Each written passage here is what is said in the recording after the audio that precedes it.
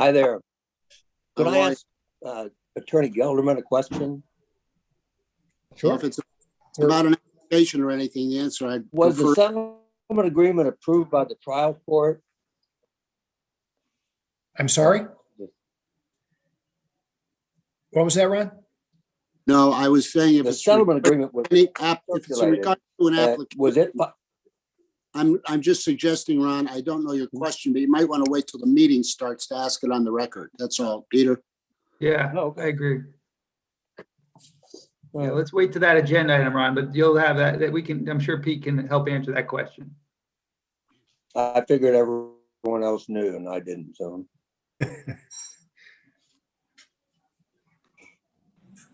Looking forward to March 6th.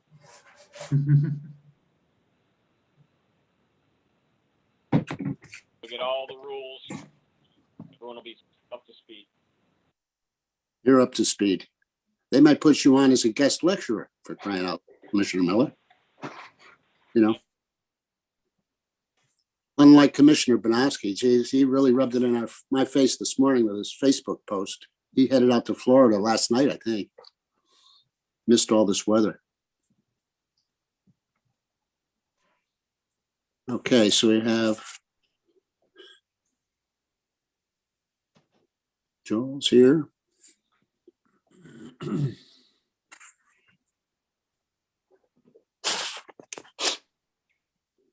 We have John Mathers. Good evening, John. Peter Roos.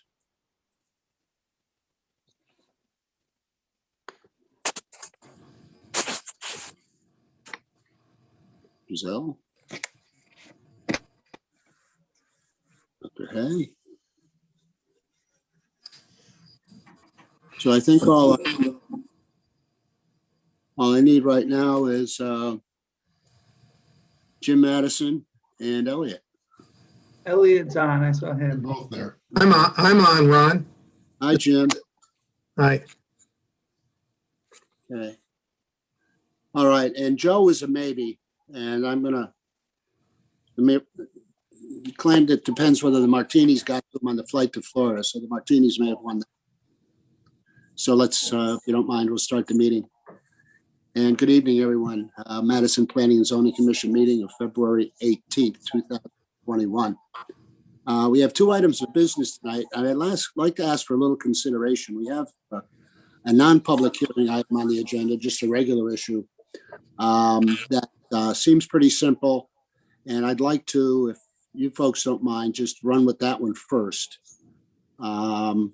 Because Bill McMahon, who's our town's director of facilities, he actually shovels the sidewalks at the high school and by hand, and he's got to get back. I'd like to get him back on duty if you don't mind. Is that okay with everybody? Great Okay. idea.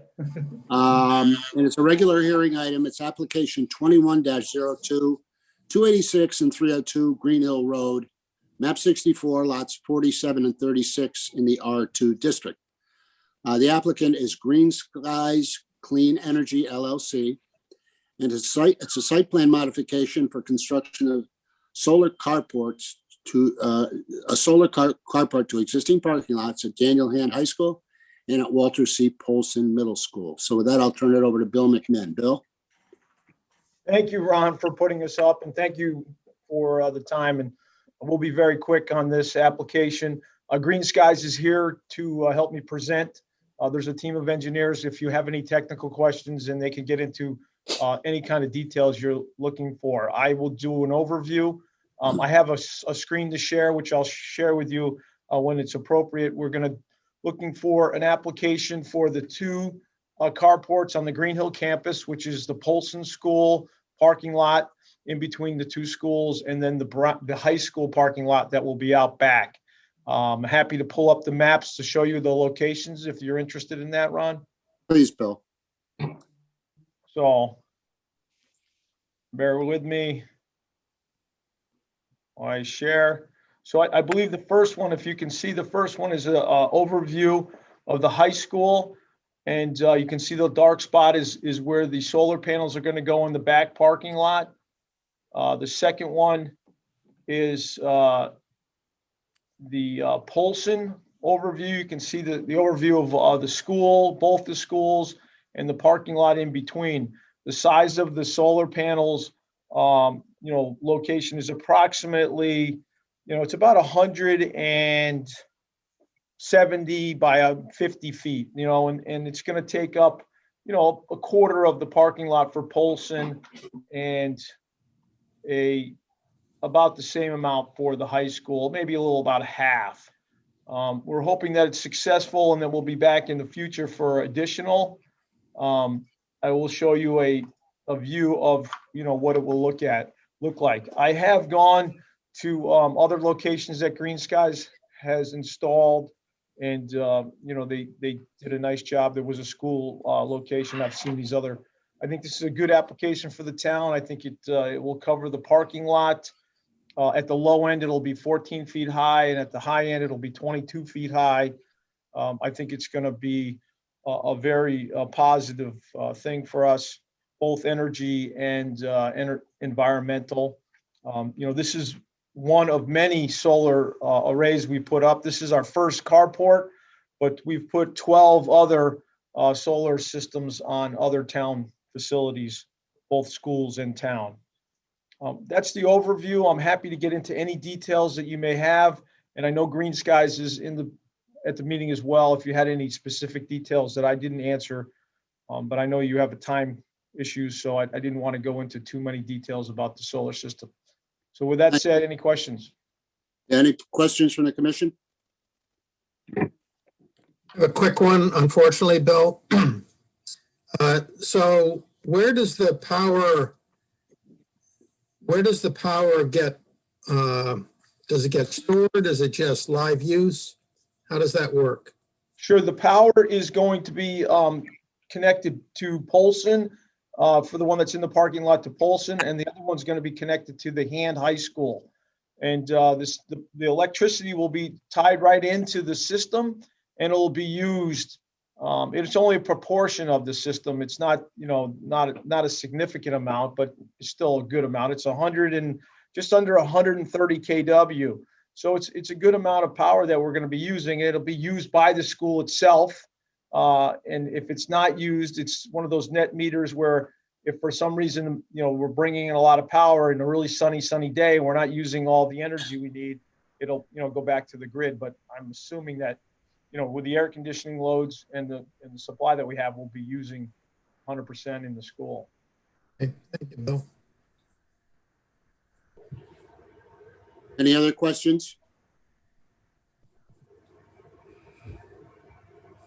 I'm a little surprised, but any projected idea, just out of curiosity, Bill, what amount of savings this would represent over the course of a year? Maybe the Green Skies can help me with that. I didn't really pay attention to the amount.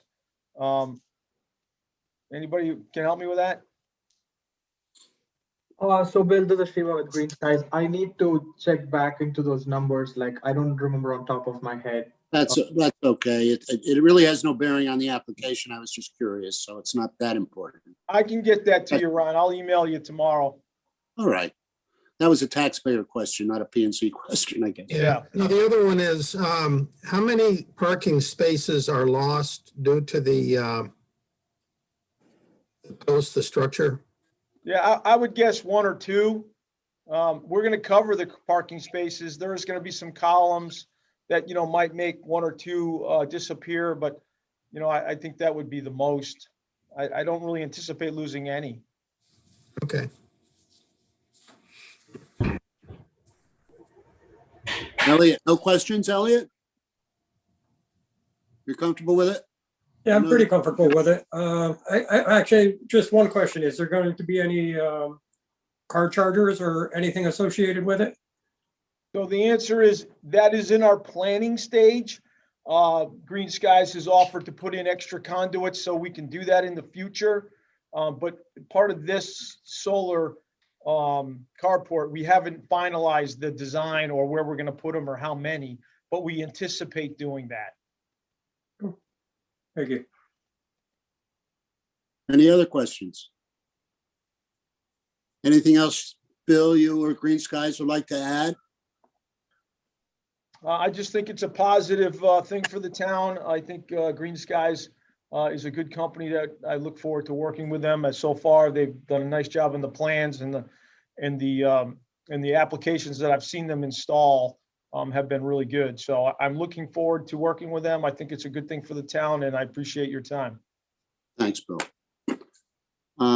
But anybody care to make a motion on the application? Motion to approve? Second. From Tom and a second from, well, excuse me, before I do that, I want to see Peter Roos. I forgot to do that for Joe Banowski. And so with that, Peter, your second is appropriate. Thank you. Any further discussion? All in favor, signify by saying aye. All right. Aye. Aye.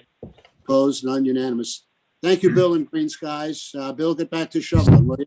Thank you very much. Have a good night. Everyone drive safe if you have to drive. Thank you. Thanks, Bill. Thank you, everyone. Bye. And thanks to those remaining for their kind indulgence. I know time's important to you folks as well, but I appreciate that. Next is a continuation of a public hearing from January 21st.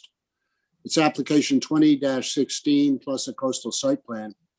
Longshore Lane, map 25, lot 74-1 in the R2 district. The owner applicant is Shorelands LLC. And it's a subdivision application to divide 22.38 acres into 5 lots. And also, as I mentioned, a coastal site plan review.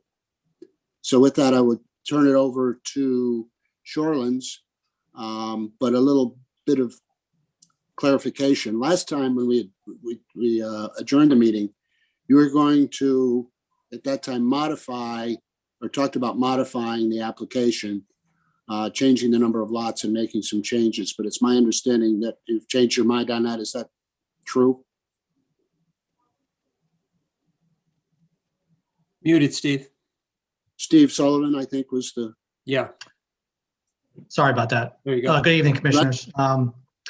Yes, the applicant has decided to keep lots 4 and 5 as part of the application.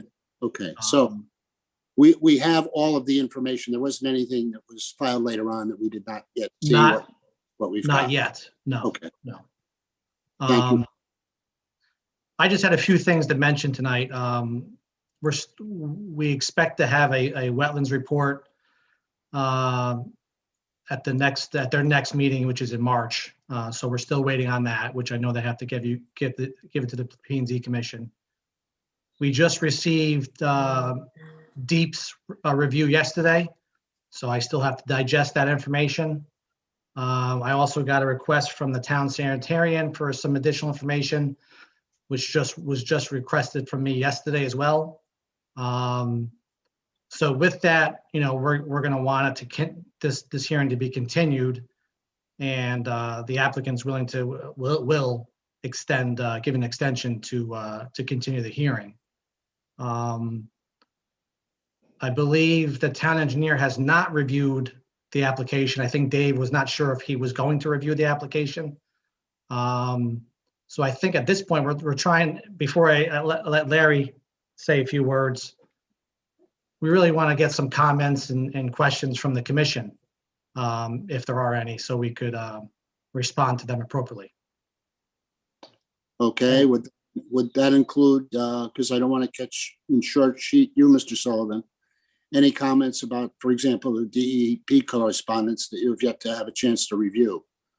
No, I mean, I just started looking at that today, but I know it's a lengthy letter, so we have to, respond appropriately.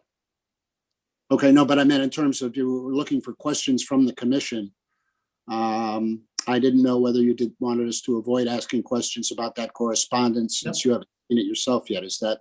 No, you can ask the questions, and if, good. we can't answer, then we'll just wait for the next meeting. Okay. So what I think we should do at this point, then, if you don't have anything else to say at this moment, I'll ask for commission questions, but then I would like to ask then the intervener for any questions they may have, and then ask those folks if they have not necessarily a presentation, but any comments that they would care to make. And again, questions from the commission or the applicant if appropriate. So that's the format, and then we'll continue. Ron, I So- wasn't sure. Steve had mentioned maybe that Larry Riley wanted to speak, so that might Oh, be I'm the sorry. appropriate. Yes, Yeah. please. I'm going to take the unusual position as an attorney and forego my opportunity to speak at this time. No problem. So Ron, yeah, back to your order of events, Ron, I think to offer the commission an opportunity to ask questions. Right. If I can weigh in on answering anything, I will, but Okay, great. Commission members, you've seen the correspondence, you've seen the application. At this stage, any questions or concerns you may want to look into or ask about? Ron, if I might, it's Jim. I think I'm unclear about the issue regarding water dependent use. And if that is addressed in the application or not.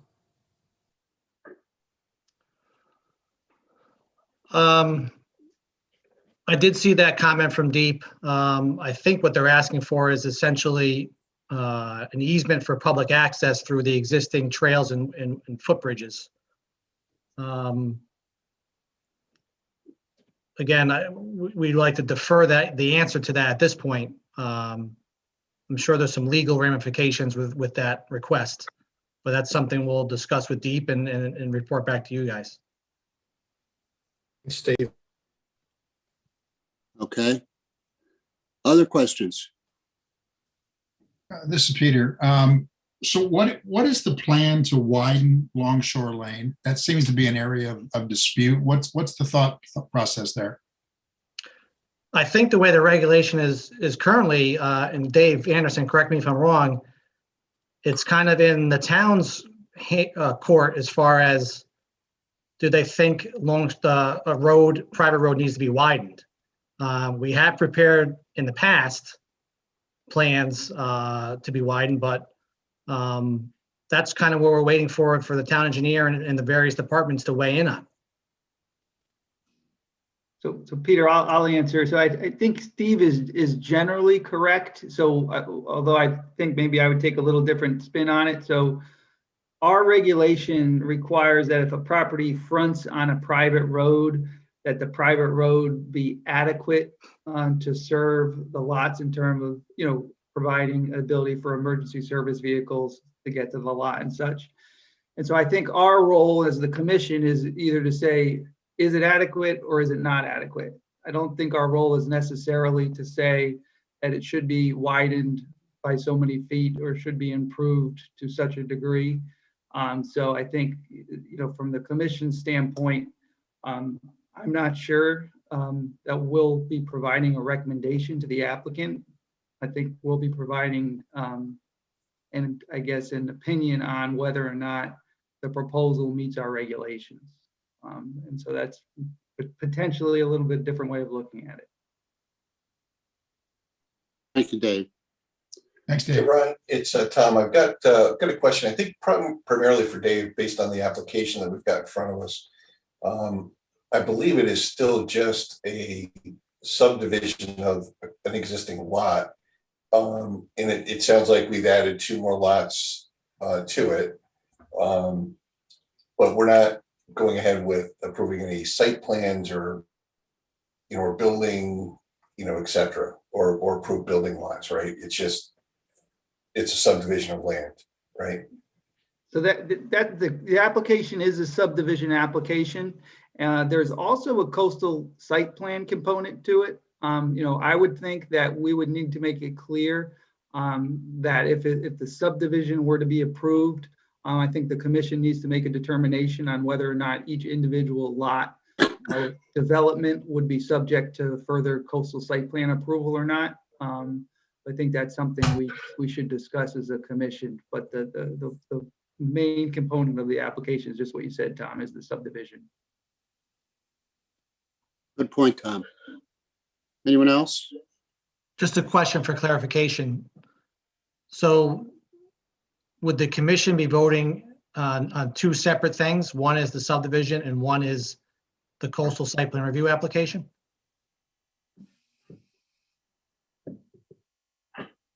So we typically take, and Pete, maybe you want to jump in here, but we typically do vote separately on the two. I think, to be honest with you, Steve, the extent of the site development plan that you submitted is not something that we typically see with a subdivision application. And so, we would refer a subdivision application up to the DEP for review. And normally it wouldn't contain all the elements of the site development plan that you submitted. So I think I'll maybe see if Pete can kind of help the commission and help me weigh how we should handle that aspect of this application. Yeah, thanks, Dave. A coastal site plan is actually kind of a catch-all term for any application that is within the coastal area. So, for example, whether you're asking for a special permit, whether you're asking for a subdivision, a site plan, even an 8-24 report, if the activity is within the coastal area, and then the application is considered to be a coastal site plan, it creates a second analysis for the commission. And the first is, on the subdivision, the first is, does it comply with your subdivision regulations? But with respect to the coastal site plan, it's whether or not the subdivision in this case is going to have an adverse impact on coastal resources. So if there are requirements for individual site plans for each lot down the road, those would each also have a coastal site plan review component to them. But it's the coastal site plan review is actually a separate sort of analysis on any zoning application that involves an area within the coastal zone. Hopefully that explains it a little. So just a question. Could someone just apply for a subdivision at a point in time and not the coastal site plan review? That can be done at a later date, or is it going to be the same time? No, the subdivision application, if it's within a coastal area, Right. is a coastal site plan. Okay. So you have to look at the definition of what a coastal site plan is, and it's any application, even a variance, an application for a variance to the ZBA is a coastal site plan if it's located within the coastal zone. So you really are looking at any zoning application that occurs within, or subdivision application, because that's not really a zoning application per se, that's a planning. Those applications themselves constitute coastal site plans. That helps, Steve? Yes. And Pete, just one additional question, Ron, I'm sorry. And I know John Mathers has one. I saw your hand, John. I'll defer to John then. Oh, go ahead, Tom. Go ahead, Tom. Yeah, so I just wanted to clarify in my own head. We're not approving any different land uses that are existing today than exist today.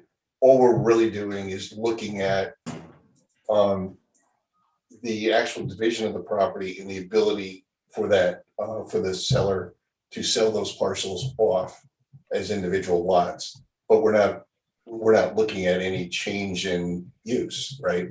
Correct. You're not looking at any use whatsoever. You're looking at a division of land into 3 or more parts, which is the definition of a subdivision. Thank you. John Mathers.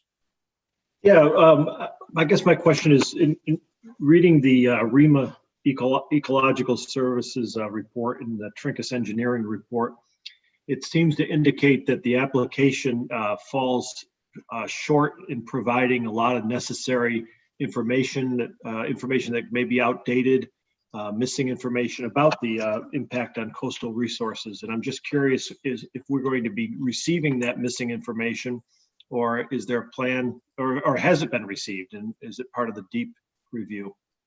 That is part of the deep review, and the applicant is working on that appropriately. But we are aware of that. Thanks, John. But to be clear, excuse me, Ron, to be clear, the DEP's review is pursuant to the, is because there are tidal wetlands on the property. The coastal site plan review is distinct from DEP's review. DEP does not do a coastal site plan review. That's the commission's job. Thank you, Peter, for that clarification. Steve, you were going to say something? No, no, Ron Bodenson has a question. Yeah, I just wanted to ask our Counselor Gelderman, is the settlement agreement, was it approved by the court? And since all the parties have mentioned it, and it seems the parties to that agreement are part of this consideration, is that something that is at issue or that everybody just ignores? Well, it was approved by the court. It was the agreement was called a stipulation for judgment. It was then basically entered as a judgment by the court. It's not being ignored. There are a couple of different positions with respect to what the effect of that is at this point in time, because the settlement, the terms of that settlement and judgment cannot at this point in time be implemented without the cooperation of the owner of the lot that was carved out and sold or transferred. I think we call that the Carrabba lot. So because the settlement involves some improvements to Longshore Lane that can't be accomplished now because of the fact that the applicant does not own that property anymore. So the effect of the settlement, my feeling is that the settlement, because there's an impossibility of performance on it, that's why the applicant is back before the commission now with a new plan. The new plan is different than the plan that was approved. And as I mentioned the last time we met, this was a settlement of litigation of appeals, from the decision of the Planning and Zoning Commission. So when a Planning and Zoning Commission either approves an application or settles an application, that gives the applicant the ability to proceed under that approval or that settlement. That doesn't mandate that an applicant proceed under that approval or that settlement. If the applicant wants to divide the property in accordance with that stipulation and that judgment, then they have to comply with the terms of it. But if here they've come back with a different plan,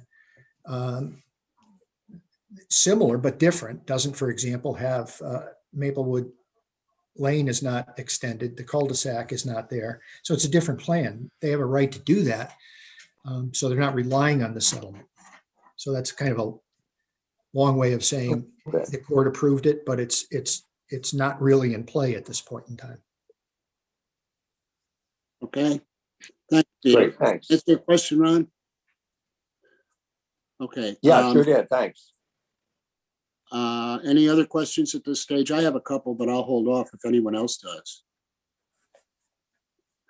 Mike, two questions. One, we've got this holdup, if you want to call it that, at wetlands.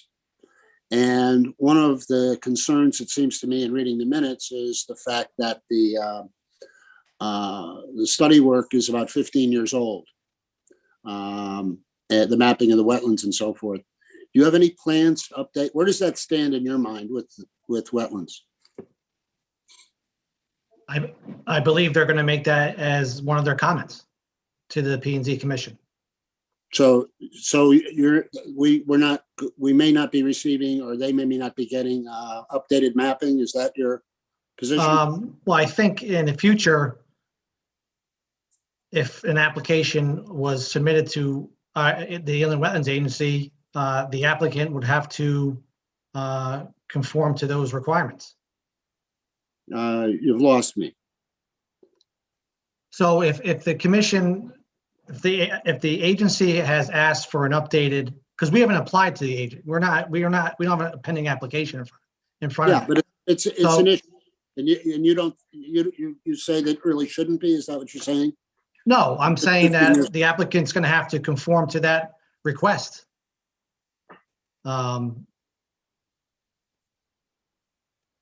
So in anticipation of that, maybe something that we might request, I guess, what are your thoughts about remapping it, Steve? I have to defer to the client. That's why we'll get an answer for you at the next meeting. but an answer won't give us the information. I'm thinking of time, and your time is Yep. more than anybody's, I suppose.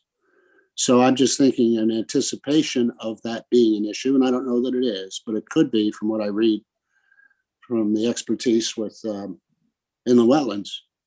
Is that something that, would you consider undertaking that in the interim between now and, so waiting another month and then finding out it's something that may be of interest to the commission?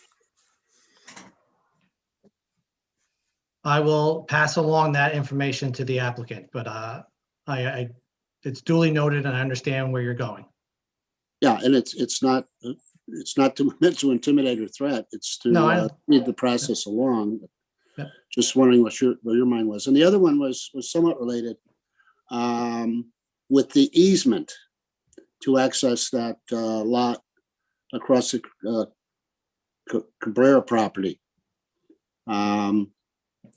I don't know how we can deal with that either, with that being so far up in the air, where they're saying, or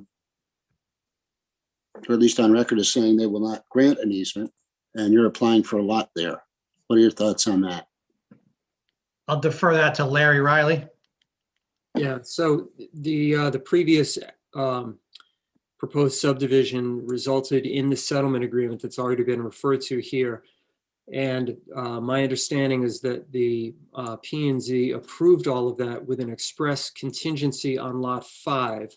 So if you're looking at a map, I'm sorry, I don't have this available for me right now, but if you're looking at a map of the subject property on the left side, abutting Shorelands Drive, there is what we called lot 5.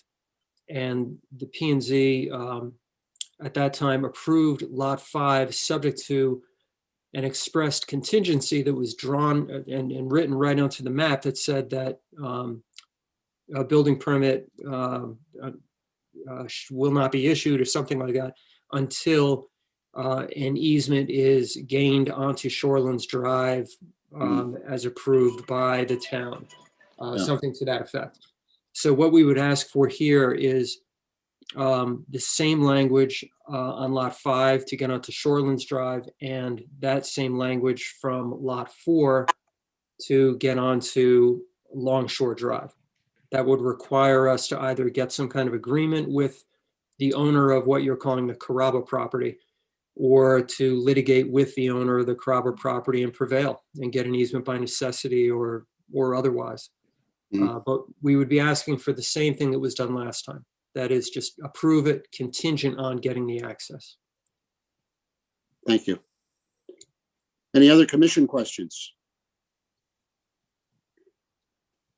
Hearing none at this point. Attorney Crosby, do you have any questions for the applicant as intervener? Yeah, thanks. I hope you can hear me. Yeah, I don't have any questions. I'll just make a brief statement. I think we'll reserve our right, since there's going to be another hearing, and we don't have the IWA report. We have Mr. Trinkus on the call, Mr. Garcia. So we do want to make sure that you have in your possession their reports. Obviously, you've commented tonight about the DEEP report. We also have the Conservation Commission report from January 20th. I think, I'll just say it out loud because I think it's the truth. There's a chicken and egg problem here. I think necessarily addressing a 5-lot subdivision, which does have coastal resource impact, or has, the requirement, as your attorney just told you a minute ago, to have a coastal, site plan decision at the same time. It's kind of a chicken and egg issue to not have updated information in front of you when you're having to address that. I mean, both things have to be addressed. I also think hypothetically granting a 5-lot subdivision with, without access to lot 4 over Mr. Carrabba's property, or lot 5 to the Shorelands Drive. I think these are problems. These are like future contingencies. And of course, and I won't go over it again ad nauseum, but we take a strong position with regard to the road improvement plan, which was a binding judgment, which the town agreed to, the Planning and Zoning Commission agreed to, Shorelands, or rather, Shorelands LLC agreed to, and of course, Lily and John Fogel. So, we do have but that's in litigation. I understand our position is different. Mr. Zimmerman's position on that. We hope it's not different than what the town thinks, but nevertheless, I think there's, if private road access is really an issue that has to be established, there's got to be a plan on the table for you to review a 5-lot subdivision, just on that issue alone. So that's really all I wanted to say, and I'll reserve our rights unless Attorney Burnham wants to mention anything. I think we'll just reserve our rights to, make actual comments specifically about the lots themselves and whatever at the next hearing, since we're really not there yet. So thank you. Thank you. Yeah, I'll reserve my right. I'd like to have all the information, all the town's comments and the applicant's responses to all of those comments before we really hammer down on our concerns with the application, because we don't know everything that is going to be before the commission yet. So thank you. Thank you. That says, is there anything else from the intervener? Would the commission, do any commission members have a question to ask the intervener about what was just said? Hearing none, does the applicant have any questions or comments about what was just mentioned by the attorneys for the intervener? I would just repeat that the supposed problem with the access was already dealt with by the board last time. So it is a new application, I understand that, but I think when all of you commissioners take a look at it, you're going to see that it is similar in most aspects to the prior plan that was already approved. So with respect to the settlement agreement, we agree with what your attorney has said, that impossibility has happened to that prior settlement agreement and the terms cannot be fulfilled. So, I mean, the intervener can desire that they be fulfilled, but under the law of Connecticut, it can't be. So. Okay. I don't remember if it was mentioned or not, but I just wanted to make sure you'd seen it. It's the applicant, especially the letter from the fire marshal about the road width. Did you get a chance to digest that? We got, if you're referring to the email. No, the email. We got an email from the fire captain. Excuse me. Yes, fire captain. Yeah, and it was a general statement about, I don't have it in front of me, but they didn't really specify specific widths, but they just said they have some concerns about accessing down Longshore Lane. I believe that's what it said, Dave Anderson, right? That's correct. Yeah. But yeah, we did receive that. Okay. And that is certainly something that I think there'll be some questions about at the next, as we continue the hearing, or at least some clarification from the fire department or from yourselves about how that's to be addressed. Attorney Riley? I just wanted to say that there is some concern. I haven't seen the email yet, but there is some concern on our side that this was not a requirement last time we were before the board. So I'll leave it at that. I believe it was not a concern previously, that this was approved previously, and now apparently it's being voiced as a concern. So I guess we'll take it up next time. Okay, fine. Thank you. All right. Any questions from the commission? If Ron, not, I have one question just for Pete. So Pete, at the beginning, Steve said that the applicant would consent to an extension of the time period. So is that sufficient for us to continue this tonight, or do you think we need to do something more formal? Well, it's always better to have something in writing, but so if they could send you an email, when is the 35-day period up, Dave? Few days from now. Okay. Yeah. So maybe Steve or somebody can send you an email tomorrow just to confirm that they've agreed to extend.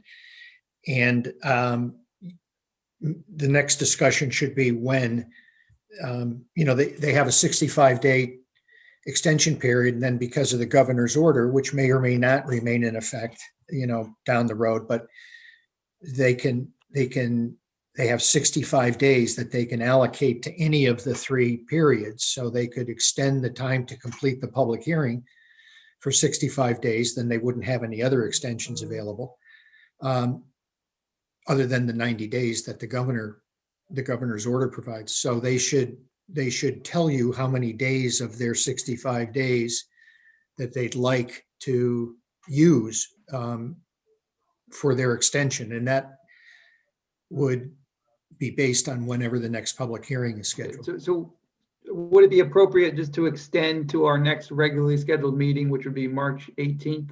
Yes, that would be fine. That's within that 65-day period. So that's, if the applicant consents to that, that's fine. So Steve, can you get me an email to that effect? Just, Yep. Okay, thank you. Okay. And then Ron, I see that Tom Crosby has a virtual hand raised. Hello, Tom. Go Oh, ahead. so I just wanted to mention that there was a letter from the fire marshal and/or I think it was Chief Jacobson about access for emergency vehicles in the prior proceedings, 2007 to 2012. Thank you. Maybe find that. You know, Okay. Ron, this is Tom again. And, Yes, sir. you know, I want to make sure I'm getting this straight in my head, because it almost seems like we're talking about requirements that would need to be satisfied if in fact we were approving a site plan that buildings were going to go on there. So, you know, fire marshal concern about widening the road, you know, police widening the road. But if all we're doing is not changing land use, just changing ownership, we're not approving any building to be done there. Are all of these points, and we all know that that's coming, right? Are all of these points relevant to, because I don't know, approving a subdivision of property? Or are we jumping ahead by having these concerns? Well, I think I'll bounce this over to Peter Gelderman, but off the Yeah. top of my head, in my mind, the road width is in manner, shape, or form going to be determined by where the lot lines are. You know, and how the property is subdivided. You have the town that owns the property on the east side, with these properties to the west side of this property. So that may be an issue, but I agree. There was a lot of information that was submitted that had impervious pavers and those types of things for driveways that were premature, I guess, and not at all related to just a subdivision of land. It's not a site plan, it's a subdivision. But let Peter. And I ask that as I take in this information and try to envision myself making a decision. What am I making a decision on? If it's just subdivision of land with no change in use, it's just an ownership issue, I probably look at it one way. But if it is a building lot, you know, with an approved building plan, etc., then I might look at it a little bit different. Well, that's I'm gonna let Pete jump in more thoroughly, but one thing that I'd say, Tom, is, you know, the subdivision, you're being asked to approve a building lot. You're not just approving kind of amorphous lot that might not be built on. You're being asked to approve a building lot, which could be sold to someone that has an expectation that they can build a building on it. And so, you know, certainly I think the commission needs to review it with that in mind, that an unknowing buyer may get into a situation where they bought a lot that, you know, our regulations wouldn't allow to be built upon. And so I think you have to look at it pretty thoroughly. So Pete, you can chime in a little bit more fully. Okay, I'll be quick about this. Using Ron's sort of example of a driveway, impervious surface. That's a site development issue. Access and the adequacy of a road to service a subdivision is part of the subdivision regulations. So you do have the opportunity to review that access, meaning not individual driveway access, meaning access to the subdivision, to be sure that it's adequate and you're confident that the subdivision can be developed in a manner where there's safety, where it's safe. And so you do have that ability under the subdivision regulations. So It's, yes, you are doing a subdivision, but there are aspects of the subdivision that go beyond just the splitting of the land, and access is one of those things. So, so just to distinguish between development of individual lots and access, and just to sort of maybe expand a little bit on what Dave just said, you know, that you are approving building lots. That doesn't by definition mean that those lots can be absolutely developed, because there are other agencies that will get involved when it comes time to develop those properties, including wetlands and whomever else, health department, whoever might get involved in reviewing those individual lots for development. So you are approving the division of land that allows those lots to be used. Whether they can be ultimately is a separate question for down the road. But and again, I think Larry Riley proposed some language, you know, to attach to a map that would limit the ability to develop those lots without, in his example, it was access to be provided. There might be other issues too, but and that's individual lot access as opposed to access to the subdivision. Those are really two different concepts. Does that help, Tom? Yes, it did. Thank you. Thank you. Chairman. John Mathers. Yeah, so I have a question, I guess, for for Attorney Gelderman. Mr. Riley seemed to infer that because access for emergency vehicles was not an issue with the last application and the approval of the last application, that it shouldn't be this time. Is that relevant? Well, what he's getting at is that decisions of land use agencies, absent a change in circumstance, an agency is not supposed to reverse its own decision. In other words, if it made a decision in the past, and it's the same application, it's the same concept, the same real issue involved, and there's not a material change in circumstance, then the prior decision would be deemed to be, shouldn't be reversed. But, as Ron, or as Tom Crosby, I think, pointed out, I don't know what the commission did the last time. It may have or may not have been an issue. It certainly is something the commission can consider this time. There may be different circumstances. There could be any number of things that are involved there. So that's, I think, what Larry was getting at, is just the legal concept of a commission without a change in circumstance rendering an opposite decision of what it did in the past. And even though it was a different group of people, it's the Planning and Zoning Commission. So it may or may not. I mean, and again, I'm not suggesting for a second that the road access is not a relevant consideration. It absolutely is. But Pete, let me just jump in there and give my 2 cents on it. So in my opinion, the change in circumstance is the fact that there was road widening proposed along with the last application, along with a fire department turnaround. There is no such improvements proposed along with this application. So there's a very clear change in circumstance. And so to say that the commission didn't make this an issue prior, I think is really probably because it was addressed through the proposed widening and the fire department turnaround included with the application. So. And this is a separate application. Isn't that in Yes. itself a change in circumstance, just because we're not dealing with the same application? Yeah, it's a separate application. Yeah, it is a separate application.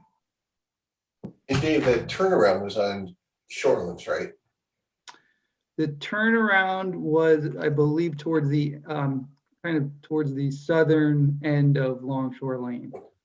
It was just a backup into the Carrabba property. It wasn't a cul-de-sac. Correct. It was like a T turnaround type of thing. It was just it was just a backup area. Does that answer your question, John? Thank you. All right, anything else?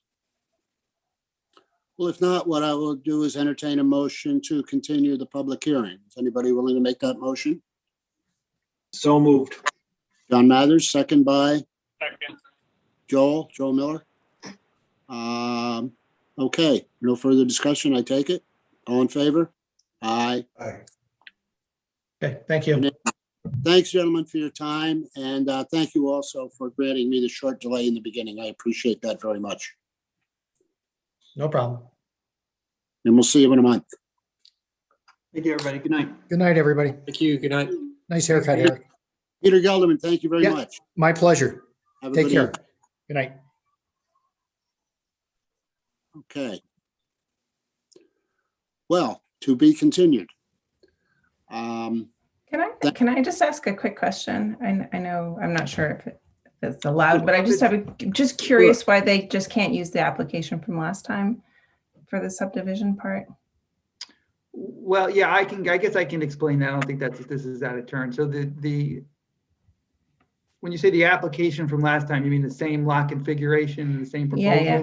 So because they lost that lot to foreclosure, that Carrabba lot, lot 4, that influences the lot lines, it influences the ability to widen the road. And so all that influences the fact that they can't bring that same application. Okay, so the fact that the commission approved it last time is not actually relevant, right? Is this a whole new application? I'm just confused a little bit by that part. This is a new application and it needs to be evaluated against our regulations today. Yeah. So. Okay, thank you. Good question. Any others? Well, I don't think we should go into, No. the appropriate one to ask, but I don't want to get too much into it. No, I don't want to get into it at all. I just meant overall. Next on the agenda, we have then minutes from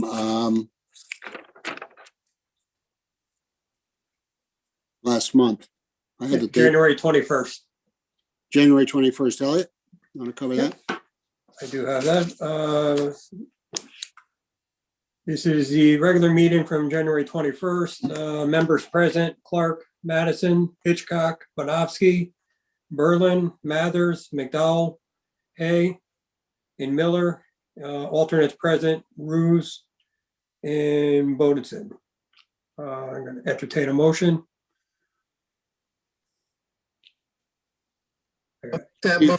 Elliot.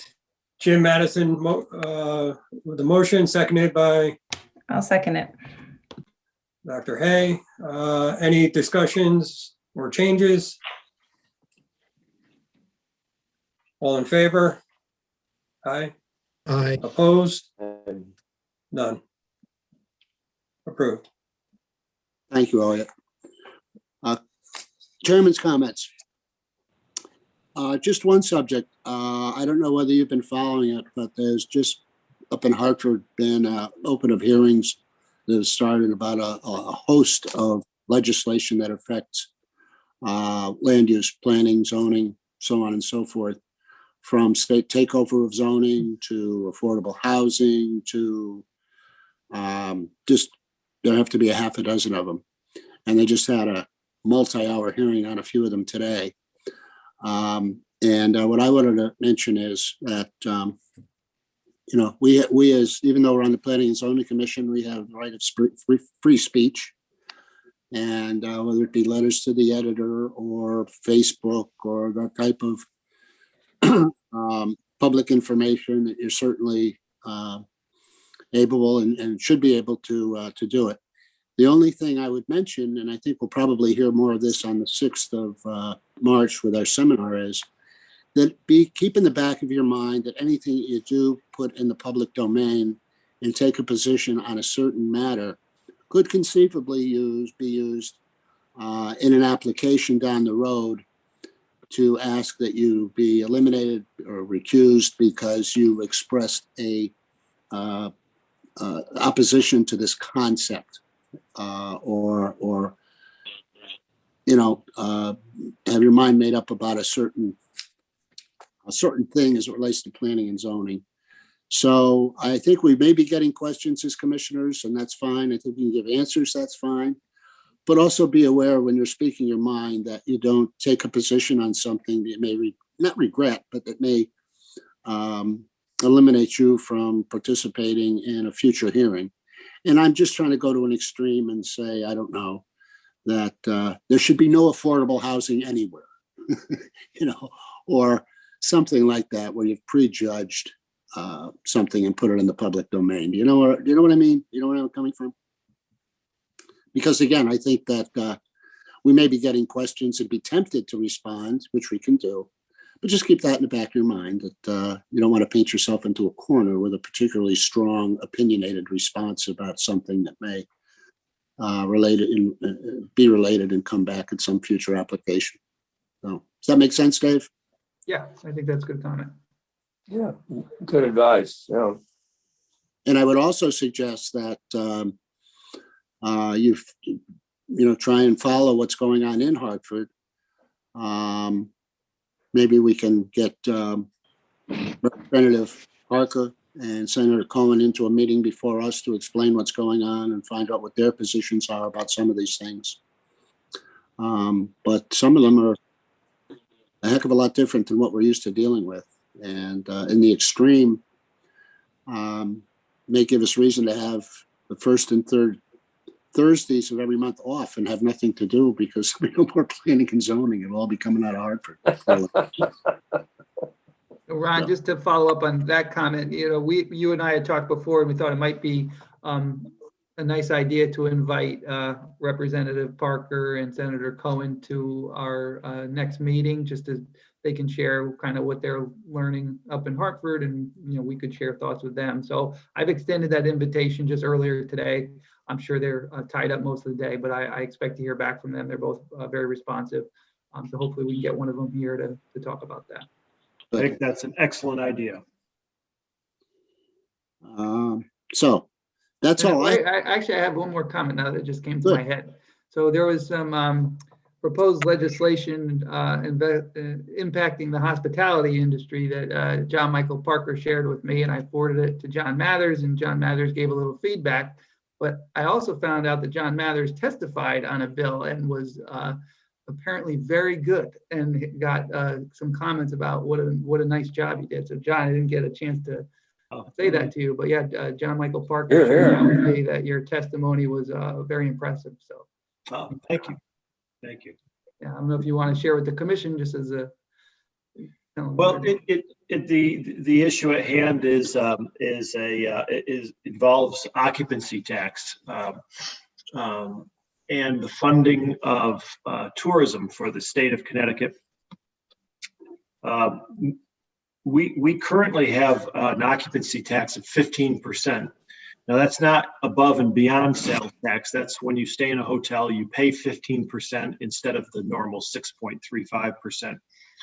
And historically, and in many other states, that additional tax is used to promote tourism in the state, to promote, in this case, Connecticut as a destination for tourism. Years ago, the tax was 12%, and it was earmarked for marketing, but eventually got changed, and all of that 12% went into the general fund. The hospitality industry was able to negotiate getting money back into the marketing funds, but only as a result of the tax being raised from 12% to 15% and the additional 3% going to tourism. Well, after several years, the state decided they needed that 3% as well, so the entire 15% went into the general fund. And marketing for the state of Connecticut at one point was reduced to $1. When our former governor, Dannel Malloy, took office, he raised the tourism budget from $1 to $15 million. 15 million sounds like a lot of money, but it's not in comparison to what our neighboring states pay. The giant being New York State, which has a budget of $59 million to market the state of New York as a destination. But we are outspent by every other state in New England, including Rhode Island. We have the lowest per capita spend of any state in terms of marketing Connecticut. Now, our own Department of Tourism can provide data that clearly shows a direct relationship between an investment in marketing the state and a return on that investment of 3 to 1. And that 3 to 1 ROI, which is a pretty good ROI, I think, by any measurement, that 3 to 1 ROI is realized within 12 months. Just think about that. Yet, whenever Hartford gets in a pinch and they need to save money, they immediately start cutting things like the marketing budget. Now, why on earth would you cut a marketing budget when you're getting a 3 to 1 return on your investment within 12 months?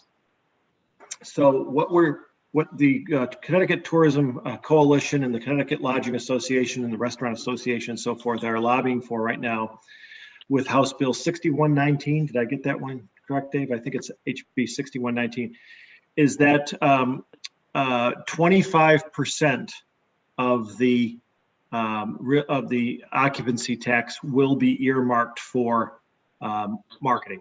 Right now, it's 10%. We did get 10% of 3 years ago. We'd like to see that increase to 25%, and that money used to market Connecticut as a destination for tourism, arts, and culture. In a nutshell, that's about it. And I wasn't prepared, so I was a little not as polished. I was going to say, you make me look like that was a setup. You did a great job explaining that. Thank you. Thank you for the forum. I'm always happy to share that information. Yeah, Most I appreciate people don't you sharing realize that because it's not directly related to the applications that come before the Planning and Zoning Commission, but it is directly related to Madison's success and our success of our businesses. So. No question. Well, years ago when I lived in Massachusetts, I served on the Mass Lodging Association board. I'm currently on the Connecticut Lodging Association board. But in Massachusetts, not only does the occupancy tax get returned to the state for marketing, but a significant portion goes back to the location that generated the tax. So I was in the Berkshires at the time, and the occupancy tax generated by the Berkshires was used to market the Berkshires. Wow. But Connecticut hasn't figured that out yet. We're hoping they will. The good news is we seem to have an ear in Hartford right now. Good. I know I probably don't see much of the advertising and marketing that's done living here in the center of Connecticut, so to speak, that may be directed toward other, out of state. But it's kind of stuck in my craw when we have been hot and heavy with advertising and promoting tourism. It seems so centered on Southeast Connecticut, Mystic Seaport, the aquarium, the casinos, Mystic Pizza, Abbott's. And it's not as evenly distributed, talking selfishly now, of course, around the state. Is there any truth to that, John, or do you get that impression that? Well, I can't really speak to that directly, Ron. I do know that up until recently there were regions. The state was broken into regions, which made no sense to me because the regions ran north-south. So imagine if you took the state of Connecticut and sliced it into regions like this, meaning that Madison was in the same region as Hartford all the way up to Enfield, Connecticut. And next door to us, Mystic, for example, was in a separate region. Seems much more logical to me that the shoreline would be a region, the Northeast would be a region, the Northwest would be a region, so forth. So, but I know that's changed, and I don't exactly know how it's being done currently. Well, but when you think of "I love New York," has anyone not heard that slogan? Right. There's these other states really spend a lot on marketing. They understand the advantage of it. And the other thing about tourism, particularly out-of-state tourism, and speaking from the Madison Beach Hotel's perspective, pre-COVID, about 52% of our guests were from out of state. And the way I look at that is that's dollars from out of state coming into Connecticut. It's not just Connecticut recycling dollars, but it's dollars from out of state coming into Connecticut, being spent in Connecticut. And then, where do these hotel guests stay or do while they're here? They eat in restaurants and they go to attractions and they, buy their gasoline and whatever in Connecticut. So it's really got a trickle down effect in a big way. And I can tell you that there's been a number of guests that I've met over the years at the hotel that have come to Madison for one reason or another, fallen in love with it, and ended up buying a house in Madison. I've heard that. Yeah, I'm aware of you would know. You three would or four, know. that did that. Mhm. But I think the big gorilla in the room, John, is all those people are sneaking into the surf club, John. They were illegals at the surf club. Well, and some are even going as far as West Wharf. I mean, it's you gotta. I know you got to patrol these beaches and make sure that they're very interesting. Yeah. Anybody have anything else they want to talk about? If not, there we go, Joel. Sure. Hey, thanks. If I could, I want to do a little public service announcement for the commission. And, this is at the risk of being redundant, but just in case it doesn't get covered expressly when we all go to the training on March 6th, particularly about conduct during a public hearing. Something's a pet peeve of mine, and I would whisper to people in person, and now that we're all on Zoom, it's probably even more significant of an issue, is that when we're in a public meeting, all of the communication that we're having when it's in an open public meeting, all the communication we have is to be on the record, right? So these Zooms are recorded. When we're in the conference room, we're on video. We've got notes being taken and minutes being taken. Cannot be on personal devices. Because that is a communication that you are having outside of the public hearing, and nobody else in the public hearing it has the ability to understand what that communication is, and it could be prejudicial. So typically in these classes that we're going to have next month, they cover that, but I looked at the agenda and I didn't see anything expressly stating that, conduct during a public hearing is covered. So I wanted to say that because it puts the integrity of the commission at risk. It puts us in, especially when we start dealing with contentious applications like the one we had tonight, we could, end up overturned. Something like that could be deemed as prejudicial. It's recorded. It's on the record, and it could undermine everything we do. So that's my PSA for the night. I hear you, but I'm a little. Can you give an example, Joel? I mean, obviously not one real live, but could you make one up that where something is?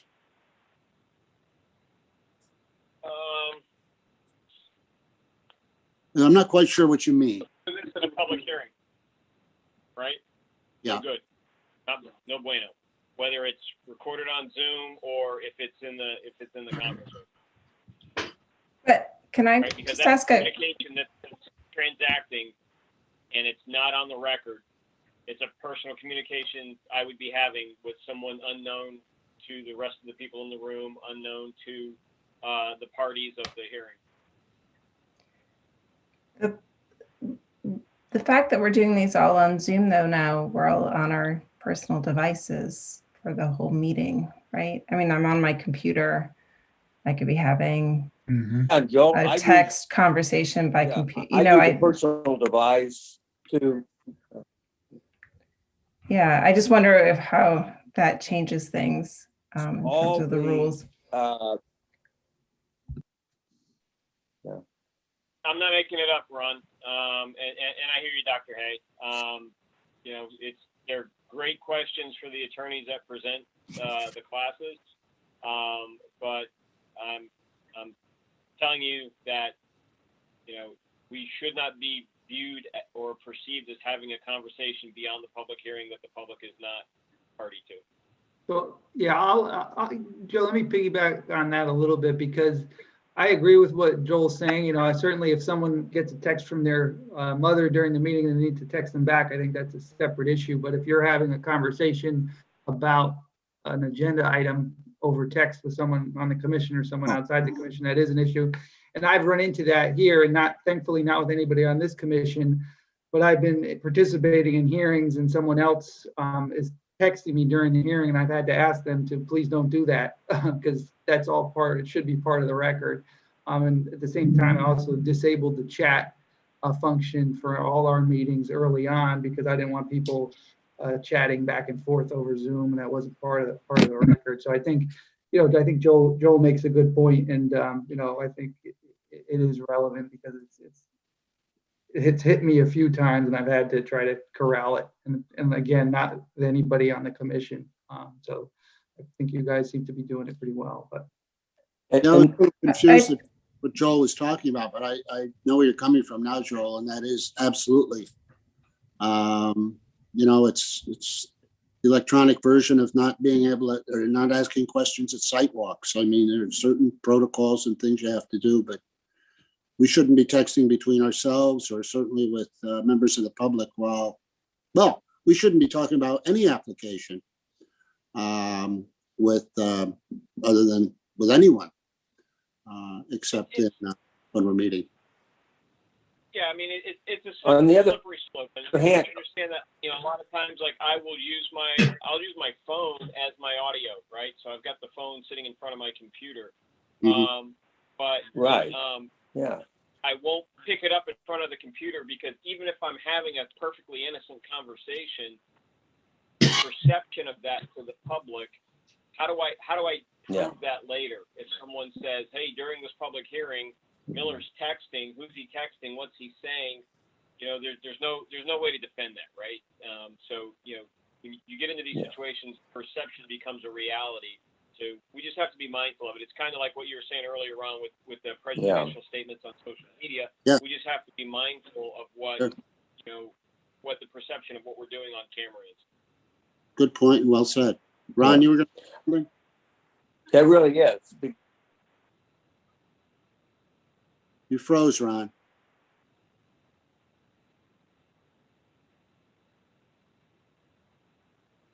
Ron is frozen. Because I used that's the issue. You're breaking up, Ron. My point was I use another device to look at the documents we're talking about. David sends us all kinds of documents, and I don't print them all out, but I do use my phone during the hearing to look at them if someone's talking about them. So the key is not to show the phone on the camera. I think is a good point.